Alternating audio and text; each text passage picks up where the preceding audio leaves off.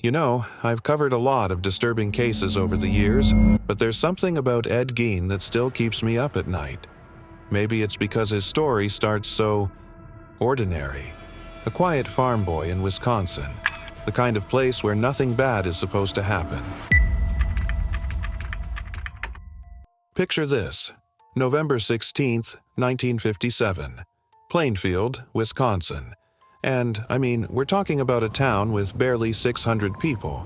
The kind of place where everyone waves at each other, where the biggest gossip is usually who's dating whom at the church social. Bernice! Mrs. Worden, you in here? Sheriff Art Schley had been doing this job for decades. Missing person calls usually turned out to be someone who'd had too much to drink or got lost hunting. But when he walked into that hardware store and saw the blood, well, that's when everything changed for this little town. And honestly, it changed how we think about evil itself. So, let me tell you about Ed Gein. Born in 1906 to what looked like a perfectly normal farming family. But here's the thing about appearances: they can be deadly deceiving. His mother, Augusta? Now, there was a piece of work. Imagine the most controlling religious fanatic you've ever met. Then multiply that by 10. This woman didn't just run her household, she ruled it like some kind of twisted dictator. The world is full of sinners, Edward. Women are the vessels of Satan himself. You must never trust them. Never let them corrupt your soul. Can you imagine being a kid and hearing that every single day? And his father, George? Well, let's just say George checked out early, into a bottle. The man was so weak, so beaten down, that he couldn't protect his own sons from this woman's madness. Ed was different. Real quiet, you know. Kids would tease him something fierce. He'd just take it, never fought back. Looking back now, I wonder what was going on in that head of his. Here's what gets me. Every kid who gets bullied usually has somewhere to turn, right? Home should be your safe place. But for Ed, home was just another kind of prison. His mother was the only person who showed him any kindness, and she used that to control every breath he took. Think about it. By the time Ed was a teenager, he'd never had a normal conversation with another human being. Never been on a date. Never had a friend his mother didn't approve of. He was like this psychological experiment in isolation, and Augusta was the mad scientist. Now, here's where things get really dark. Ed had an older brother, Henry. And Henry? He was starting to see through their mother's act. May 16th, 1944. The brothers were out fighting a brush fire. Pretty routine stuff for farm boys. But Henry never made it home alive. Official cause? Asphyxiation from smoke inhalation. Except here's the weird part. They found Henry in an area that wasn't even touched by the fire, and he had head injuries that nobody could really explain. But the coroner ruled it accidental. Case closed. The thing is, Henry had been talking to neighbors about getting Ed away from their mother. He could see what she was doing to his brother. Some folks wondered. Well, they wondered if Ed made sure Henry couldn't take him away. I'll let you draw your own conclusions about that. But what I will say is this. With Henry gone, Augusta had complete and total control over Ed. And that's exactly how she wanted it. December 29th, 1945. Augusta Gein had a stroke and died. Ed was 39 years old, and for the first time in his entire life, he was alone. Mama! Mama, please don't leave me! You have to understand, Augusta wasn't just Ed's mother. She was his entire world, his whole identity. Without her, he literally didn't know who he was supposed to be. So, what did he do? He turned part of that farmhouse into a shrine, sealed off her bedroom and sitting room, left everything exactly as it was the day she died. Her clothes still hanging in the closet, her Bible still open to the last page she'd been reading. When we look at cases of extreme psychological dependence, the death of the dominant figure often triggers what we call a psychotic break. Ed Gein had never developed an independent identity. When Augusta died, in a very real sense, he ceased to exist as a coherent personality.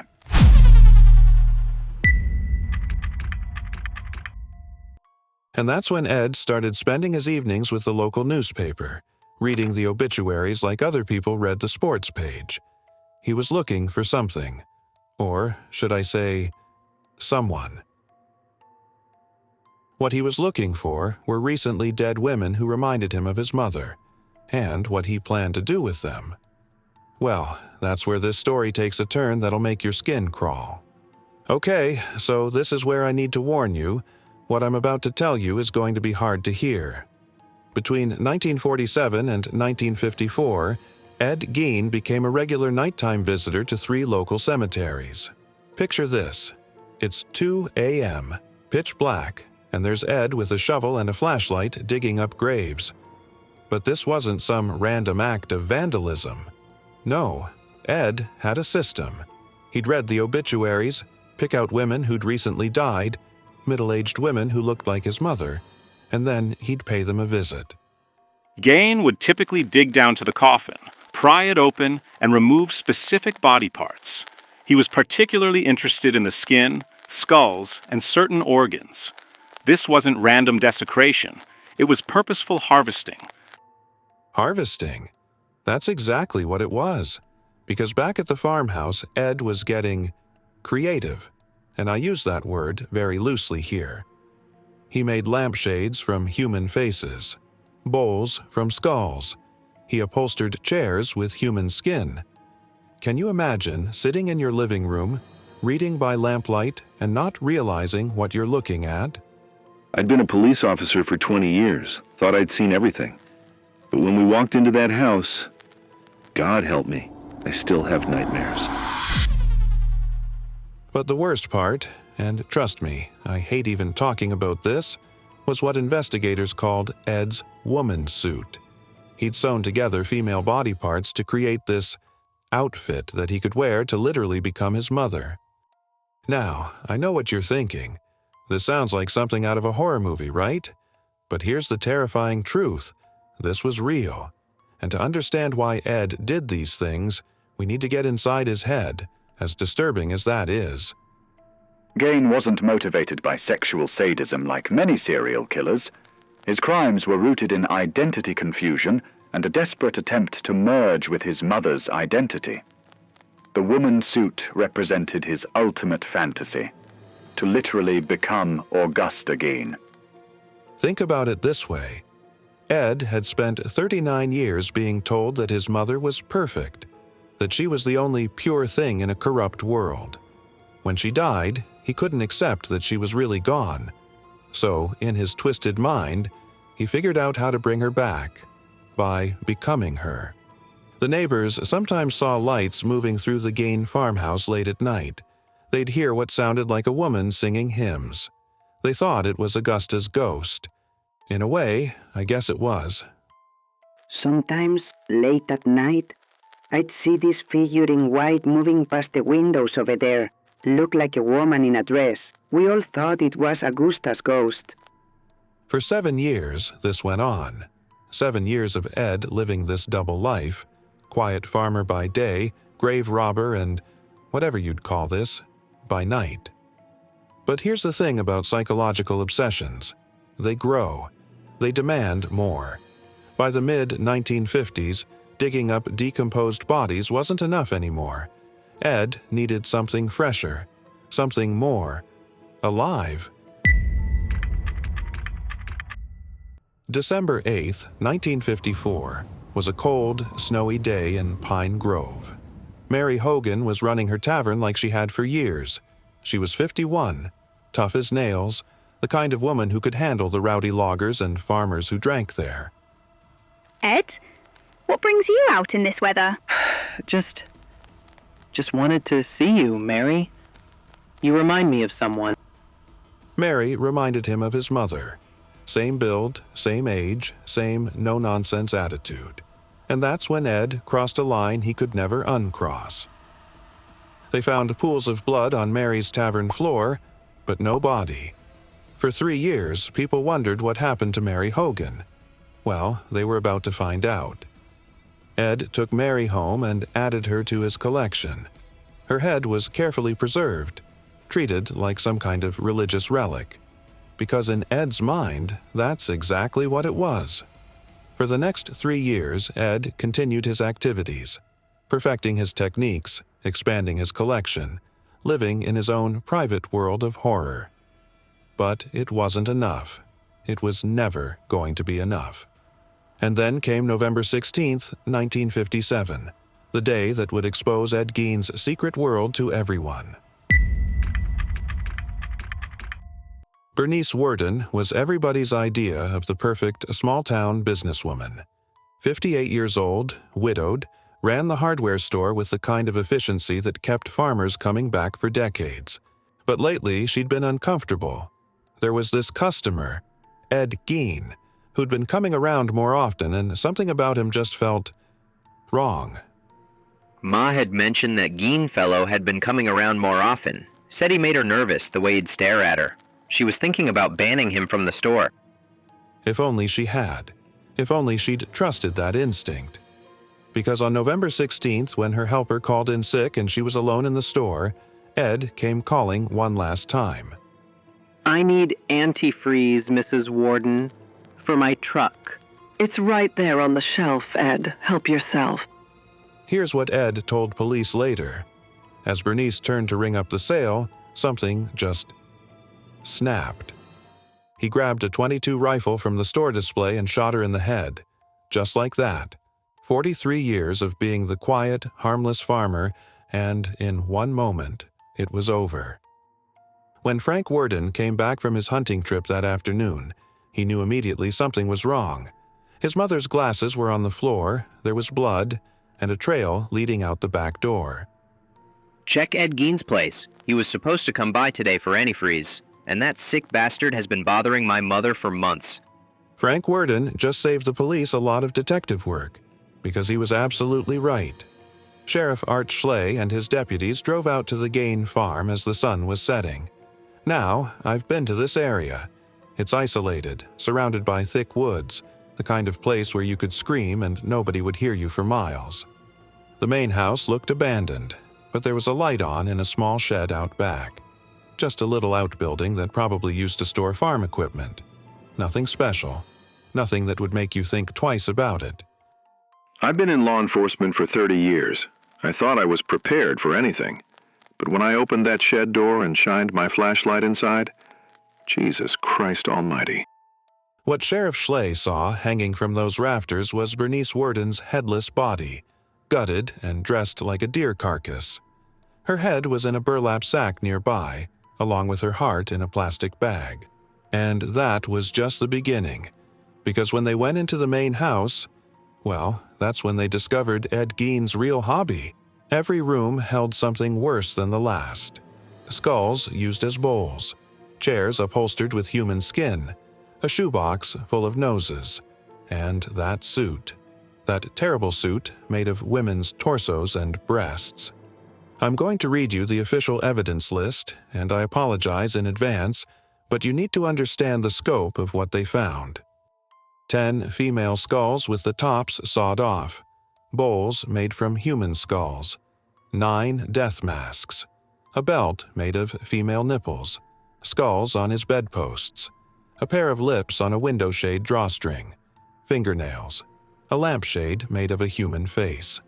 And in a paper bag, like some grotesque grocery shopping, they found the head of Mary Hogan, the tavern owner who'd disappeared 3 years earlier. The investigators were tough men, veterans, most of them, but several had to step outside to vomit. One officer quit the force entirely after that night. While his house was being turned inside out by investigators, where was Ed Gein? Eating dinner at a neighbor's house, calm as you please, like it was just another Saturday night. He didn't resist at all. Just looked at us with these blank eyes and said, "Someone been telling lies about me?" Like he genuinely didn't understand what all the fuss was about. That's what's so chilling about Ed Gein. He wasn't some raging maniac. He was polite, soft-spoken, seemed almost confused by all the attention. In the interrogation room, Ed's confession came out in pieces, told in the same tone you'd use to describe doing laundry or feeding chickens. I shot Mrs. Worden. I needed her. She looked like my mother. I took her home and prepared her, like the others. The others? Mary Hogan, the ladies from the cemetery. They all became part of something bigger, something beautiful. Beautiful. He called it beautiful, and that's when the media got hold of the story. Within days, reporters from around the world descended on Plainfield like locusts. This tiny farming community that had never seen anything more exciting than a county fair was suddenly the center of international attention. The question everyone was asking wasn't whether Ed was guilty. He'd confessed to everything. The question was, how do you judge someone who's clearly lost all touch with reality? Dr. Edward Kelleher, court-appointed psychiatrist, said Mr. Gein suffers from chronic schizophrenia with severe dissociative episodes. He genuinely believes his actions were not only justified but necessary for his psychological survival. The psychiatric evaluation painted a picture of a man who had completely lost touch with what the rest of us call reality. Ed saw his victims not as people, but as materials, components for his transformation project. Judge said the court finds the defendant incompetent to stand trial by reason of mental disease. Edward Gein was committed to the Central State Hospital for the criminally insane. And just like that, Ed Gein disappeared from public view. But his story, that was just getting started. Here's something that might surprise you. Ed Gein became one of the most influential criminals in American history. Not because of what he did, but because of what his story inspired. Ed Gein spent the last 27 years of his life in mental institutions. And you know what's really strange? By all accounts, he was a model patient. Gentle, helpful, worked in the hospital kitchen. The staff actually liked him. He died on July 26, 1984, at age 77. Lung cancer, if you're curious. His death barely made the local news. The monster who had once terrified the world died quietly, forgotten by almost everyone. The town of Plainfield never put up any monument to Ed Gein. Can't say I blame them. Who wants to be remembered for producing one of history's most disturbing killers? But here's what I keep coming back to when I think about Ed Gein's story. This wasn't some inevitable tragedy. This was a preventable horror. A boy who needed help, who showed all the warning signs, who lived in isolation and abuse until his mind finally snapped. Ed Gein reminds us that monsters aren't born. They're made. Made by neglect, by abuse, by a society that looks the other way when someone's drowning in plain sight. His story isn't just about one disturbed man in Wisconsin. It's about what happens when we fail to see the humanity in each other, when we let someone fall so far through the cracks that they can never find their way back. And that's the most terrifying lesson of all.